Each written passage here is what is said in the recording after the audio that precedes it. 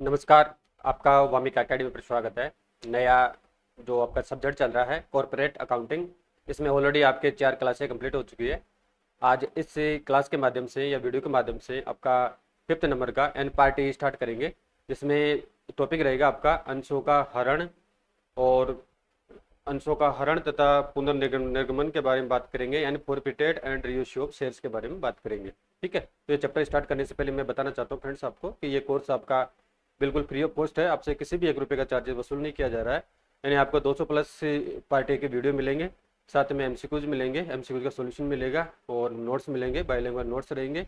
और ये सभी क्लासें आपको यूट्यूब पे मिलेगी और साथ में व्हाट्सएप ग्रुप या टेलीग्राम चैनल मैंने ग्रुप बना रखा है, तो वो आप वीडियो के डिस्क्रिप्शन में मैं उसका लिंक पिन करता हूँ प्रत्येक वीडियो का। और साथ में पहले जो भी प्ले लिस्ट ऑलरेडी बना रखी है 5-6 सब्जेक्ट की, वो भी पिन करता हूँ, आप वहाँ जाके कंप्लीट वीडियो को देख लेना। ठीक है। और इसके अलावा वैकेंसी के बारे में बात करें तो आपकी वैकेंसी हालांकि पहले 24 जून 2026 को आपका शॉर्ट विज्ञापन जारी किया जा चुका था। और उसमें ये मेंशन किया गया था कि आपका सेकेंड वीक में विज्ञापन जारी कर दिया जाएगा, यानी डिटेल विज्ञापन जारी कर दिया जाएगा। लेकिन अभी 10 दिन बीत चुके हैं, अभी तक आपका विज्ञापन नहीं आया है। तो कुछ टेक्निकल कारण है, कुछ प्रशासनिक कारण है, ऐसी कोई दिक्कत वाली बात नहीं है। तो आपका जल्द ही विज्ञापन 2-4 दिन में, यानी लास्ट जुलाई तक, लगभग लगभग पूरी पॉसिबिलिटी है कि लास्ट जुलाई तक या स्टार्ट अगस्त में आपका विज्ञापन 100% आ जाएगा, डिटेल विज्ञापन। और रही एग्जाम की बात, पहले एग्जाम आपका अक्टूबर में प्रस्तावित था, लेकिन अब 100% है कि आपका एग्जाम अक्टूबर में प्रस्तावित नहीं होगा। एग्जाम आपका लास्ट नवंबर या स्टार्ट दिसंबर में होने की पॉसिबिलिटी रहेगी। ठीक है, तो इस हिसाब से आपको अपनी तैयारी को चालू रखना है। अब आज का टॉपिक स्टार्ट कर लेते हैं।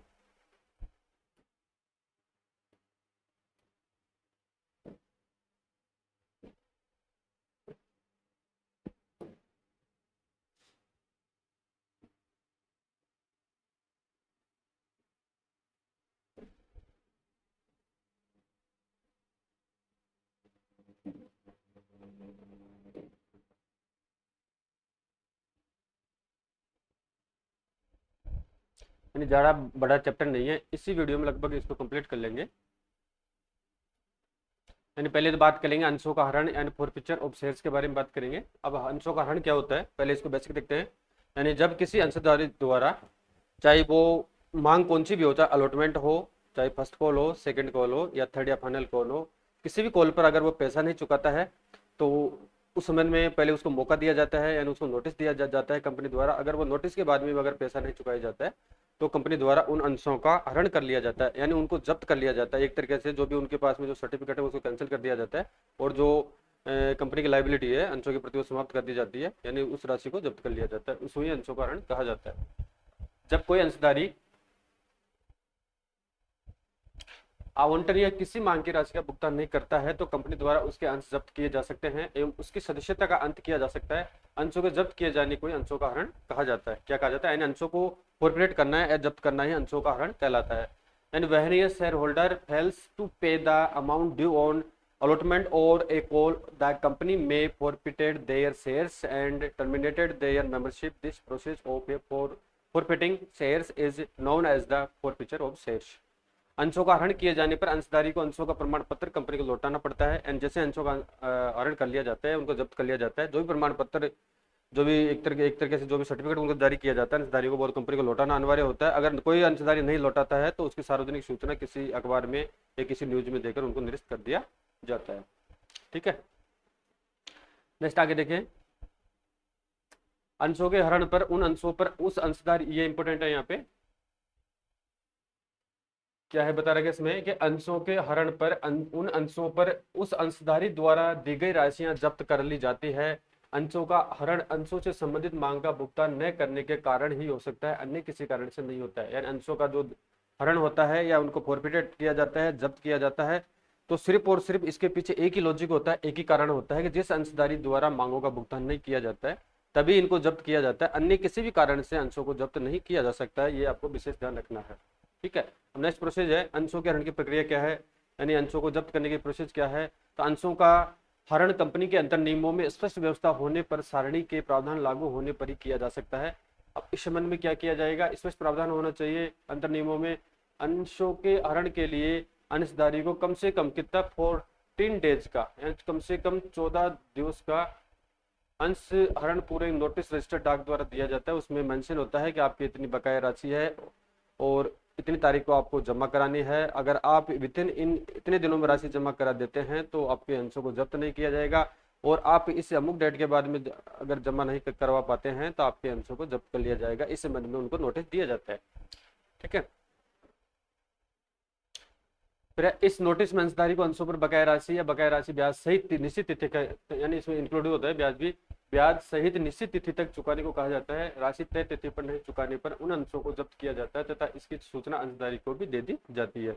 जैसे कंपनी एक्ट के अनुसार अंशों का हरण करने के पश्चात भी, अब ये भी महत्वपूर्ण है, यानी कंपनी एक्ट 2013 के अनुसार जैसे अंशों का हरण कर लिया जाता है के पश्चात भी भूतपूर्व, यानी जो भूतपूर्व अंशधारी है जिनके अंशों का हरण किया गया था, तो भूतपूर्व अंशधारी उन अंशों पर बकाया राशि का भुगतान करने के लिए तभी भी उत्तरदायी होता है, परंतु जैसे ही इन कंपनी इन अंशों का पुनर्निगमन कर देती है वैसे ही भूतपूर्व अंशधारी अंशों का बकाया राशि चुकाने का उत्तरदायित्व तो उसका समाप्त हो जाता है। सामान्यतः कंपनियां विलंब पुनर्निगमित कर देती है। यानी इसका कहने का तात्पर्य यह है, जैसे किसी भी अंशधारी के अंशों का हरण कर लिया जाता है, हरण करने के बाद में कंपनी तब तक उन अंशों को रीइश्यू नहीं करती है, तब तक जो पुराना शेयर होल्डर है, भूतपूर्व अंशधारी है, उसकी लायबिलिटी रहती है कि वो इन अंशों की बकाया राशि जमा करवाए। लेकिन कंपनियां जैसे ही उन अंशों को जो फॉरफिटेड अंश शेयर्स है उनको जनता में पुनर्निगमन कर देती है, निर्गमन करते ही जो पुराना अंशधारी है उसकी लायबिलिटी समाप्त हो जाती है।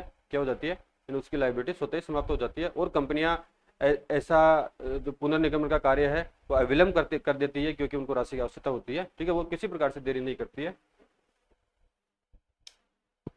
अब लेके ये तो आपका बेसिक हो गया। अब यहाँ पे प्रैक्टिकल पे आते हैं। किस पे आते हैं? प्रैक्टिकल पे आते हैं।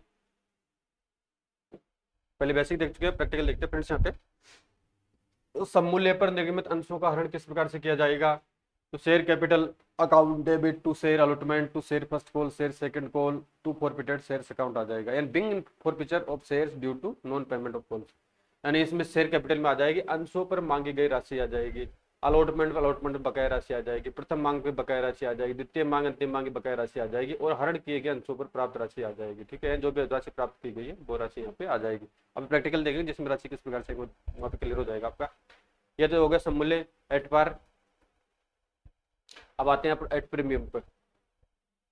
प्रीमियम पर निर्गमित अंशों का हरण यदि प्रीमियम की राशि भी बकाया है। अब दो कंडीशन है, अगर प्रीमियम पर निर्गमित किया गया है और प्रीमियम की राशि भी अभी बकाया है, अगर उसका हरण कर लिया जाता है तो एंट्री क्या होगी?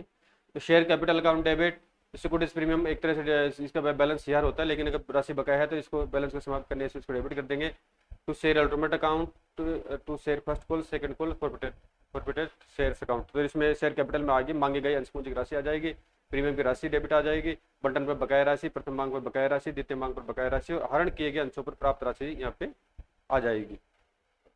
ये तो हो गया प्रीमियम की अगर राशि बकाया है। नेक्स्ट है प्रीमियम पर निर्गमित अंशों का हरण यदि प्रीमियम की राशि प्राप्त हो गई है। तो इस स्थिति है, प्रीमियम पर निर्गमन करिए, अगर प्रीमियम की राशि बकाया तो ऊपर वाली एंट्री होगी, अगर प्रीमियम पर कर रहे हैं प्रीमियम की राशि प्राप्त हो चुकी है तो इसमें एंट्री होगी share capital account debit to share allotment to share first call to share second call to forfeited share account. अंश पूंजी की मांगी गई राशि कुल यहाँ पे आ जाएगी, फिर बंटन की बकाया राशि, प्रथम मांग की बकाया राशि, द्वितीय मांग की बकाया राशि, और प्रीमियम को छोड़कर शेष प्राप्त राशि। फॉरफिटेड शेयर में कौन सी आ जाएगी? प्रीमियम, क्योंकि यहाँ प्राप्त हो चुका है तो प्रीमियम को छोड़कर शेष जो बकाया राशि है वो यहाँ पे आ जाएगी। नेक्स्ट है बट्टे पर निर्गमित अंशों पर हरण। अगर बट्टे पर इनका निर्गमन किया गया है डिस्काउंट पर तो उस संबंध में एंट्री होगी आपकी, क्योंकि एक तरह से बट्टा दिया है, अगर उसका फॉरफिटेड कर लेंगे तो कंपनी के लिए एक तरह से फायदा हो जाता है। पहले जब जारी किया जाता था discount on issue of share account को डेबिट करते थे, अब यहाँ पे क्रेडिट कर देंगे। तो बट्टे पर निर्गमित अंशों का ऋण है, शेयर कैपिटल अकाउंट आज डेबिट हो जाएगा, फिर share allotment, share first call, share second call. ये इंपॉर्टेंट है क्योंकि पहले डेबिट होता था जारी करने पर, अब इसका हरण कर रहे हैं तो आपका शेयर हो जाएगा। To discount on issue of shares account to forfeited shares account. अब राशि आएगी बट्टे सहित मांगे गए अंश पूंजी की राशि इसमें शेयर कैपिटल में आ जाएगी, अलॉटमेंट की बकाया राशि, प्रथम मांग की बकाया राशि, द्वितीय मांग की बकाया राशि आ जाएगी, और इसमें निर्गमन पर बट्टे की राशि से या निर्गमन पर जो बट्टा दिया गया है वो राशि आ जाएगी, और लास्ट में आ जाएगी टू फॉरफिटेड शेयर अकाउंट में आ जाएगी आपके हरण किए गए अंशों पर प्राप्त राशि से, यानी हरण किए गए अंशों पर जो प्राप्त राशि है वो यहाँ पे आ जाएगी। ठीक है, इस प्रकार से आपकी एंट्री हो जाएगी। अब इसमें टिप्पणी देखते हैं। नोट देर का है, यदि बकाया मांगों के लिए अलग से खाता, यानी यदि बकाया मांगों के लिए अलग से खाता खोला जाता है, जैसे कॉल्स इन एरियर्स खोला गया हो, तो उपर्युक्त सभी प्रविष्टियां संबंधित मांग खातों के स्थान पर एक ही खाता यानी कॉल्स इन एरियर्स को क्रेडिट किया जाएगा, यानी एक ही खाता खोला जाएगा, कॉल्स इन एरियर्स को यहाँ पे क्रेडिट कर दिया जाएगा। अब अंशहरण खाते का चिट्ठी में निरूपण किस प्रकार से किया जाएगा? जैसे अंशों का हरण कर दिया जाता है, अब बैलेंस शीट के अंतर्गत इसको शो करना है तो उसमें इसको किस प्रकार से शो किया जाएगा? अब वो देख लेते हैं। यानी जब तक सॉरी अनसरण खाते का चिट्ठी निरूपण है, यानी अनसरण खाता एक नाम मात्र नॉमिनल अकाउंट होता है। क्या होता है, यानी जो फॉरफिटेड शेयर अकाउंट होता है वो एक नॉमिनल अकाउंट होता है का नॉमिनल अकाउंट खाता होता है जब तक अंशों का पुनर्निगमन है, जब तक अंशों का हरण किया जाता है। अब स्वाभाविक है, कुछ दिनों बाद में उनका पुनर्निगमन करेंगे और पुनर्निगमन में समय भी लग सकता है। जब तक पुनर्निगमन है रीइश्यू उनका नहीं किया जाता है, तो जब तक अंशों का पुनर्निगमन नहीं किया जाता है, इस खाते के शेष को चिट्ठे के दायित्व पक्ष यानी जो भी शेष है फॉरफिटेड शेयर अकाउंट का, तो लायबिलिटी साइड में दायित्व पक्ष में पैडअप कैपिटल में जोड़कर इसको दिखाया जाएगा। किसमें दिखाया जाएगा, फॉरफिटेड शेयर का अकाउंट होता है, फॉरफिटेड शेयर का जो बैलेंस होता है उसको लायबिलिटी साइड के पैडअप कैपिटल शीर्षक के अंतर्गत इसको जोड़कर दिखाया जाएगा। जैसे इनको जारी कर दिया जाता है तो इसमें माइनस कर दिया जाता है। अब आगे देखते हैं। ठीक है, तो इस शेष को जब तक जारी नहीं किया जाएगा, जब तक अंशों को पुनर्निगमन नहीं किया जाएगा, तब तक इसको लायबिलिटी साइड में, बैलेंस शीट की लायबिलिटी साइड में पैडअप कैपिटल में जोड़कर इसको दिखाया जाएगा। अब इसका एग्जाम्पल देख लेते हैं अपन, यानी ये इंपोर्टेंट एग्जाम्पल्स है। यानी गुडलक पेंट्स लिमिटेड ने 10 रुपए वाले कितने, 10 रुपए वाले 50,000 12 रुपए, 12 रुपए 2 रुपए इसमें प्रीमियम है, 12 रुपए प्रति अंश में निर्मित किए राशियां निम्न प्रकार दी थी। 3 रुपए यहाँ पे आवेदन पर थे, कितने 3 रुपए आवेदन पर है एप्लीकेशन पर, 4 रुपए प्रीमियम सही थे, 2 रुपए इसमें अलॉटमेंट का और 2 रुपए इसमें आपका किस पे 4 रुपए आवंटन पर है, दो 2 रुपया आवंटन की राशि है और 2 रुपए प्रीमियम की आवंटन पर, 2.5 रुपए प्रथम मांग पर है और 2.5 रुपए अंतिम मांग पर है। ठीक है, तो प्रथम मांग 2.5 होगी, सेकंड मांग 2.5 होगी, 5 ये हो गया, 3 रुपये आवेदन हो गया, 8 हो गया और 2 रुपया आपका अलॉटमेंट हो गया, 10 हो गया और 2 रुपया आपका प्रीमियम हो गया, अलॉटमेंट इसका 12 रुपया प्रति अंश हो गया। नेक्स्ट है इसमें प्रशांत, एक कौन व्यक्ति है प्रशांत, जिसके पास 500 अंश थे, कितने अंश थे 500 अंश थे, उसने आवंटन एवं प्रथम मांग राशि का नहीं दी, 500 अंश थे इसके पास, जिसने आवंटन एवं प्रथम मांग राशि का इसने भुगतान नहीं किया। किसने नहीं किया, प्रशांत नाम के व्यक्ति ने आवंटन एवं प्रथम मांग राशि का भुगतान नहीं किया और उसके अंशों का हरण कर लिया गया है। क्या कर लिया गया, उसको जब्त कर लिया गया है। हरण के बाद अंतिम मांग की गई है और भुवनेश, जिस हरण करने के बाद में अंतिम मांग की गई है, तो एक व्यक्ति है भुवनेश, उसके पास कितने अंश थे 1000 अंश थे, उसने अंतिम मांग का भुगतान नहीं किया। एक ने तो अलॉटमेंट और प्रथम मांग का भुगतान नहीं किया, ठीक है, और एक व्यक्ति है जिसने अंतिम मांग का भुगतान नहीं किया, उसके अंशों का भी हरण कर लिया गया है। रोकड़ बहिम जनरल में प्रविष्टियां देनी है और कंपनी का स्थिति विवरण, बैलेंस शीट या फाइनेंशियल स्टेटमेंट आपको बनाना है। अभी सेंटर देखते हैं। तो फर्स्ट एंट्री हो जाएगी share application account debit share capital है, यानी application money transfer capital account है, क्योंकि अंश कितने हैं 50,000 अंशों का जारी किया गया है।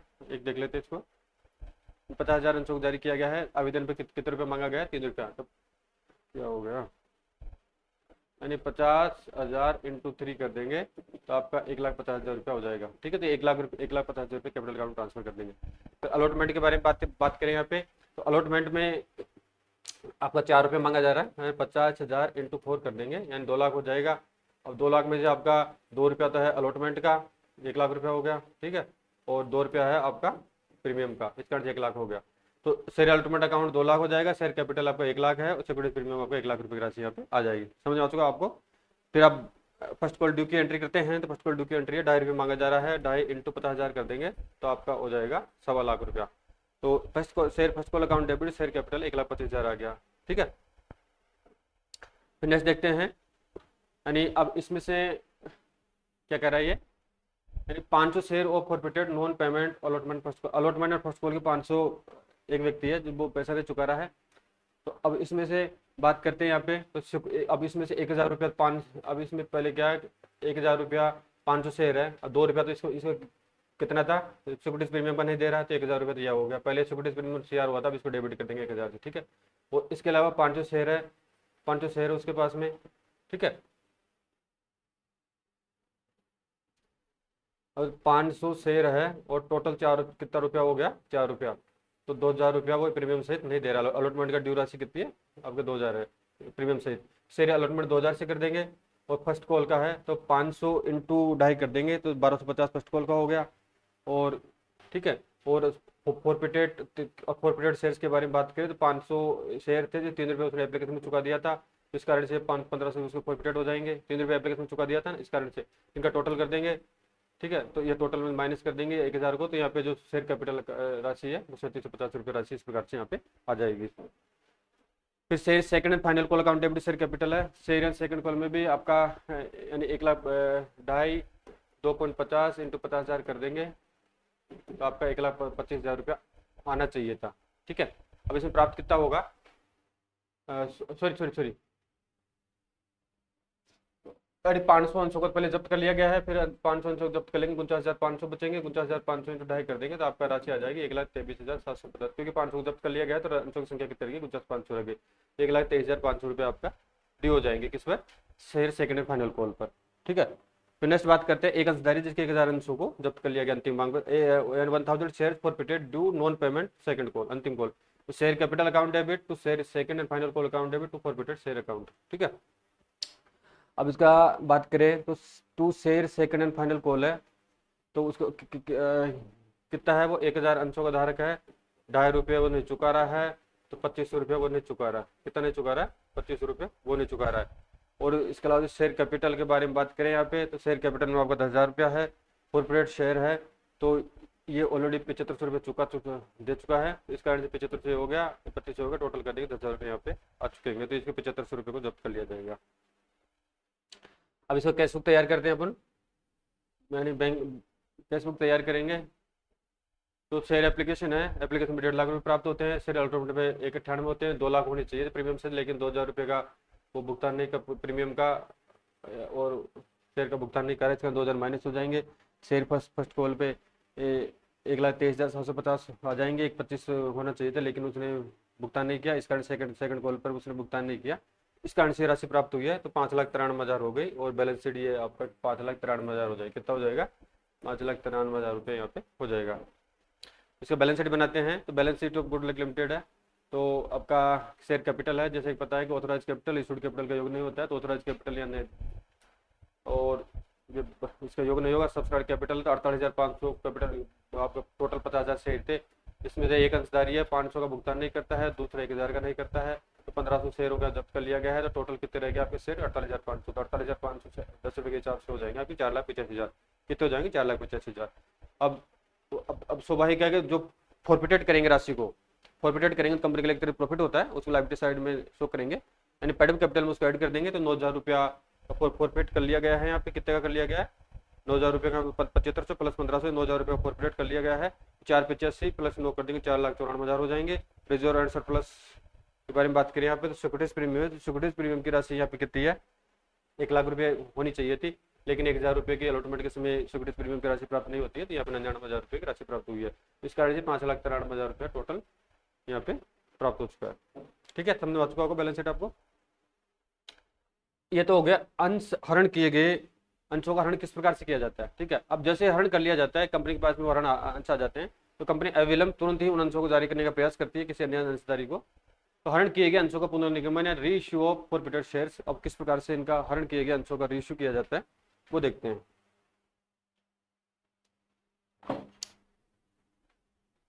तो अंशों का हरण किए गए अंश कंपनी की संपत्ति बन जाते हैं, कंपनी के संचालकों को इन्हें पुनर्निगमित करने का अधिकार होता है, क्योंकि एक तरह कंपनी की राइट असेट्स हो जाती है, तो कंपनी के जो डायरेक्टर्स है एमडीज है अधिकारी है उनको राइट्स होता है कि इनको इनका पुनर्निगमन जनता में किया जा सकता है। अतः इन्हें कभी भी इनको अब ध्यान रखना है पुनर्निगमन पर इनको कभी समूल्य पर कर सकती है, प्रीमियम पर भी किया जा सकता है, बट्टे पर भी इनका निर्गमन किया जा सकता है।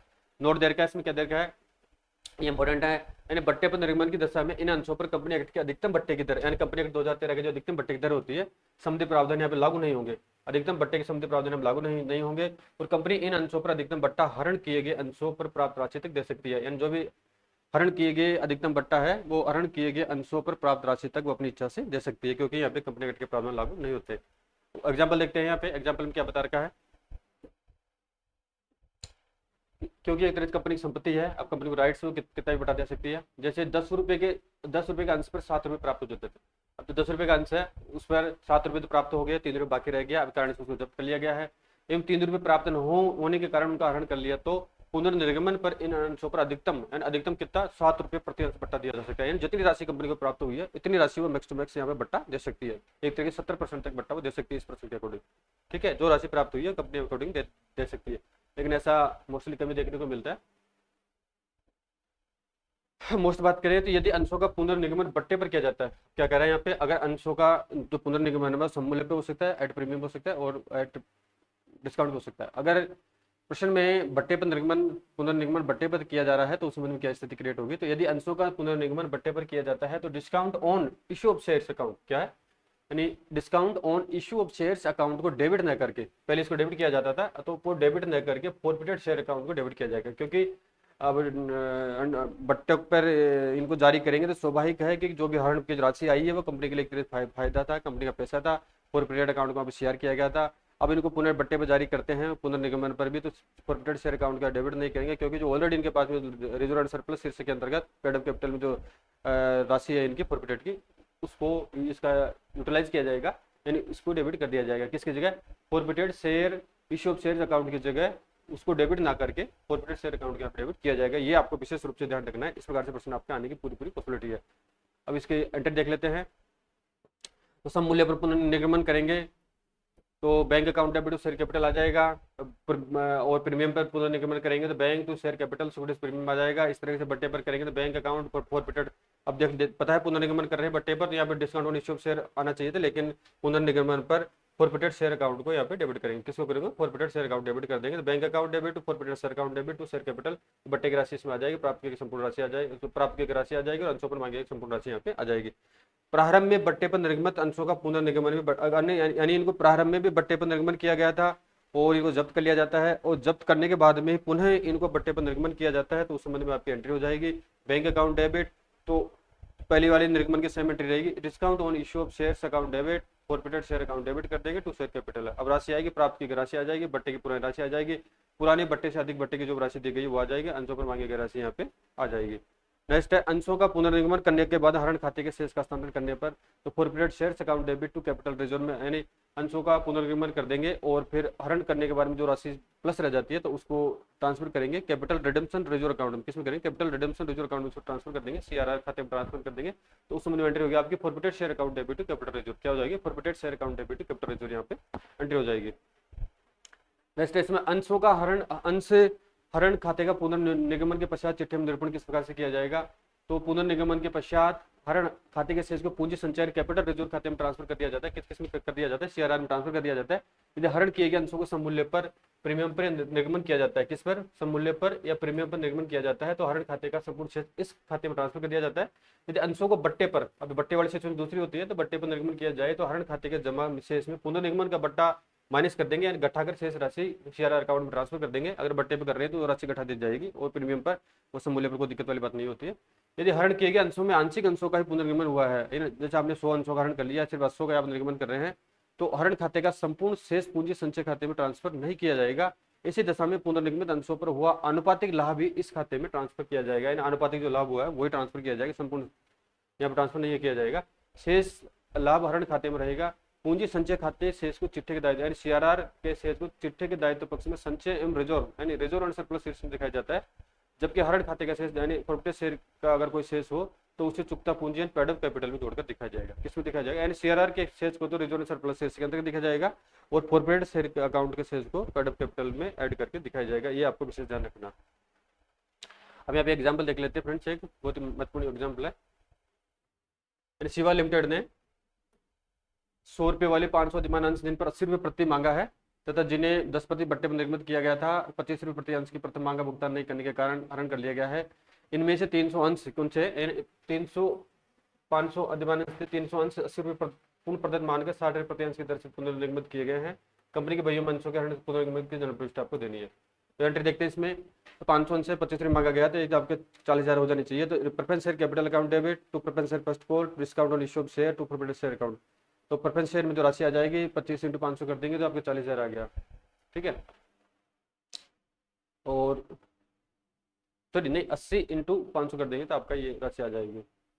फिर बात करते हैं प्रेफरेंस शेयर फर्स्ट कॉल है, तो फर्स्ट कॉल पर यहाँ पे जो पैसा मांगा जा रहा है वही 12,500 रुपये हो जाए, कितना हो जाएगा, 12,500 रुपये। 500 × 25 कर देंगे तो 12,500 रुपये यहाँ पे आ जाएगा। फिर आगे बात करें डिस्काउंट ऑन इश्यू शेयर्स है, तो यहाँ पे डिस्काउंट दिया जा रहा है 20% का, तो डिस्काउंट 5,000 आ गया। Discount on issue of shares का आ गया। फिर 4% शेयर्स है 22,500 रुपये की राशि यहाँ पे आ जाएगी। नेक्स्ट है bank account debit, discount on issue of shares account forfeited share to preference share capital है, तो बैंक में 18,000 प्राप्त हो जाएंगे। यानी 80 इंटू 300 कर देंगे, इनको पुनर्निगमन किया गया है तो 18,000 आ जाएंगे। डिस्काउंट और शेयर 3,000 डिस्काउंट हो जाएगा और कॉर्पोरेट शेयर अब 3,000 के हो जाएंगे, टोटल कर देंगे तो 24,000 रुपये की राशि आ जाएगी। फिर शेष बचा किसका, कॉर्पोरेट शेयर में 22,500 थे, अब इनमें से जो शेष रहेगा इसका 10,500 रुपये शेष रहेगा। Corporate share account debit to capital reserve क्या हो जाएगा, corporate share account debit to capital reserve यहाँ पे शेष रह जाएगा, इसको कैपिटल अकाउंट में ट्रांसफर कर देंगे। अब यहाँ पे एक स्थिति दे रखी है, क्या दे रखी है कि चिट्ठे के प्रदर्शन के संबंध में आवश्यक बातें कौन कौन सी है, ये आपको ध्यान रखना है इस चीज का। यानी कंपनी की अंश पूंजी दो प्रकार की होती है, एक तो अधिमान होती है यानी प्रेफरेंस होती है, इक्विटी होती है जिसके बारे में आपको पता है, इक्विटी कंपनी के मालिक होते हैं। इन्हें अलग अलग दिखाया जाना चाहिए, जिसे ऑथराइज कैपिटल इशूड प्रदत्त पूंजी के रूप प्रदर्शित किया जाएगा। चिट्ठे के योग में सिर्फ प्रदत्त पूंजी के योग को जोड़ा जाता है, जिसके बारे में ऑलरेडी पहले बातें हो चुकी है। फिर है मांगे गए पूंजी में से बकाया अंक कॉल एरियर घटा दिया जाना चाहिए तथा अंशहरण खाते का शेष यदि अंशों का पुनर्गमन नहीं हुआ हो तो जोड़ देंगे। बकाया मांग दिखाते समय संचालकों में अन्य से बकाया मांग अलग अलग से दिखाएंगे, सामान्य से अलग और संचालकों अलग से शो करेंगे। नगद के अतिरिक्त अन्य प्रतिफल के लिए निर्मित अंशों को प्रदत्त पूंजी में से अलग से दिखाएंगे, जैसा कि इस बारे में पहले बात हो चुकी है। यह एक तरह से निचोड़ है, ये जब पूरा चैप्टर का निचोड़ है सारणी। पूंजी की बकाया मांगे गई राशि पूंजी में से तो प्रीमियम का बकाया राशि प्रीमियम से घटाया जाएगा, अगर पूंजी की कोई बकाया राशि है तो पूंजी में से माइनस कर देंगे, अगर प्रीमियम की कोई राशि बकाया है तो उसको पूंजी में से माइनस कर देंगे। नेक्स्ट है प्रतिभूति प्रीमियम खाते, ये इंपॉर्टेंट है। प्रतिभूति सुपरिट प्रीमियम खाते का शेष रिजर्व सरप्लस शीर्षक लाइबिलिटी साइड में इसको शो किया जाएगा, किसमें किया जाएगा, रिजर्व सरप्लस शीर्षक के अंदर लाइबिलिटी साइड में इसको शो करेंगे। नेक्स्ट है हरण किए गए अंशों का पुनर्निगमन करने के बाद हरण शेष को पूंजी संचय यानी CRR account capital redemption reserve account में ट्रांसफर करने पर पूंजी संचय खाते का शेष रिजर्व सरप्लस शीर्षक में दिखाया जाना चाहिए। नेक्स्ट अंशों को निर्गमन पर बट्टा and discount on issue of share यदि अप्लिकेट नहीं किया गया हो तो इसे चिट्ठे के संपत्ति अगर अप्लिकेट कर लिया तो कोई दिक्कत नहीं है, या कैपिटल गेन से इसको अप्लिकेट करेंगे। फिर इसके बाद में अगर शेष नहीं है तो इसको पेंडल से राइट ऑफ करेंगे। अगर अप्लिकेट नहीं किया गया है तब तक इसको संपत्ति पक्ष में मिसलेनियस एक्सपेंडिचर के अंतर्गत इसको शो करेंगे। फिर बैंक में रोकड़ कैसेट बैंक को चिट्ठे के संपत्ति पक्ष में करंट असेट शीर्षक में दिखाया जाएगा। अग्रिम मांग एंड पॉलिसी एडवांस को कुछ लेखापाल share capital reserve and surplus शीर्षक के अंतर्गत अलग से शीर्षक प्रदर्शित करते हैं, जबकि कुछ लेखापाल इसे करंट लायबिलिटीज प्रोविजन शीर्षक के अंतर्गत प्रदर्शित करते हैं। अब अंशों के पुनर्क्रय के संबंध में प्रावधान कर रखा है कंपनी एक्ट के अनुसार, वो देख लेते हैं, फिर आपका चैप्टर कंप्लीट हो जाएगा। अंशों का पुनर्क्रय यानी बाईबैक है, यानी बाईबैक की रिगार्डिंग बात करेंगे यहाँ पे। तो जब कंपनी अपने अंशों का क्रय करती है या अंशों का पुनः क्रय कहलाता है। अब बाईबैक का मतलब क्या होता है, यानी जब कंपनी अपने ही अंशों का क्रय करती है तो वह अंशों का पुनः क्रय एंड बाईबैक कहलाता है। कंपनी अधिनियम 2013 की धारा, अब ये धारा ध्यान रखनी है, यानी धारा 68, कंपनी अधिनियम 2013 की धारा 68 को यह सुविधा है कि कंपनी अपने अंशों का पुनः क्रय निम्न में से किसी भी प्रकार से कर सकती है। एक तो है अनुपातिक आधार पर वर्तमान क्षमता अंशधारों से कर सकती है, खुले बाजार से ओपन मार्केट से कर सकती है, न्यून खेप यानी जो न्यून खेप अंशधारी उनसे कर सकती है, कंपनी कर्मचारी से कर सकती है। कंपनी अपने अंशों का पुनः क्रय मुक्त आरक्षित प्रीमियम यानी अधिमूल्य या अंशों पर अन्य निर्धारित प्रतिभूति से प्राप्त धनराशि में से कर सकती है।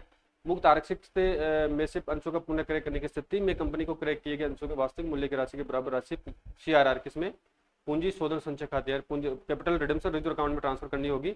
अंशों के पुनः क्रय के समय निम्नलिखित प्रक्रिया लागू होती है। कौन कौन सी प्रक्रिया लागू होती है, एक तो है अंशों का पुनः क्रय अंतर नियमों द्वारा, जो भी अंतर नियम है कंपनी एक्ट का उनकी पालना होनी चाहिए। इसके अलावा अंशधारकों के सामने समय जनरल मीटिंग में स्पेशल रेजोल्यूशन द्वारा इसको पारित किया जाना चाहिए। इसके अलावा किसी भी एक वित्तीय वर्ष में अंशों का पुनः क्रय प्रदत्त पूंजी यानी पेड अप कैपिटल और मुक्त आरक्षित यानी जो फ्री रिजर्व है के 25%, ये ध्यान रखना के 25% से अधिक नहीं हो सकता। कितना नहीं हो सकता है, यानी 25% से यहाँ से अधिक नहीं हो सकता है। इसके अलावा अंशों के पुनः क्रय के पश्चात ऋण क्षमता अनुपात, अंशों का जब बायबैक किया जाता है तो ऋण क्षमता अनुपात है वो 2:1 से अधिक नहीं होना चाहिए। क्या नहीं होना चाहिए, ऋण क्षमता अनुपात 2:1 से अधिक नहीं होना चाहिए, आपको विशेष ध्यान रखना है। अंशों के पुनः क्रय हेतु समस्त अंश पूर्ण प्रदत्त होने चाहिए। अंशों के अगर बायबैक किया जाता है तो जो भी अंश है वो फुली पेडअप होने चाहिए, यानी उन पर किसी प्रकार से बकाया राशि नहीं होनी चाहिए। विशेष संकल्प यानी स्पेशल रेजोल्यूशन पारित होने की तिथि से, यानी स्पेशल रेजोल्यूशन पारित होने की तिथि से 12 माह की अवधि के भीतर अंशों का पुनः क्रय हो जाना चाहिए। यानी जैसे स्पेशल सामान्य सभा में स्पेशल रेजोल्यूशन किया जाता है, विशेष प्रस्ताव पास किया जाता है अंशधारियों द्वारा या डायरेक्टर्स द्वारा, ठीक है, जब मीटिंग होती है तो स्पेशल रेजोल्यूशन पारित होने के विदिन 1 ईयर्स में अंशों का बाईबैक हो जाना चाहिए। और कंपनी को रजिस्ट्रार और सेबी के आसपास, यानी जो कंपनी है कंपनी को रजिस्ट्रार है वो सेबी है, securities exchange board of India के पास शोधन क्षमता अधिघोषणा यानी शोधन क्षमता अधिघोषणा जिससे कम से कम 2, यानी शोधन क्षमता अधिघोषणा जिससे कम से कम किनके द्वारा हस्ताक्षरित होना चाहिए, यानी कम से कम 2 डायरेक्टर या निदेशकों द्वारा उसको हस्ताक्षरित किया जाना चाहिए। वो रिपोर्ट सेबी के पास में भेजी जानी चाहिए। ठीक है फ्रेंड्स, आपका ये चैप्टर कंप्लीट कर चुके हैं। इसमें बात की है कि अंशों का हरण क्या होता है, अंश हरण की प्रोसेस क्या होती है, फिर उसका लेखांकन किस प्रकार से किया जाता है, उसका प्रैक्टिकल क्वेश्चन देखा था। और उसके बाद में जो बाई बैक के जो बेसिक प्रोविजन कंपनी एक्ट 2013 के अनुसार उसके बारे में बात कर चुके हैं। अब आपका अभी कंप्लीट नहीं हुआ है, यानी 5 क्लास कंप्लीट हुई है। छठी क्लास में आपका बाई बैक और जो भी आपका रिमेनिंग टॉपिक्स है कंपनी एक्ट का, उनके बारे में बात करेंगे। Thank you.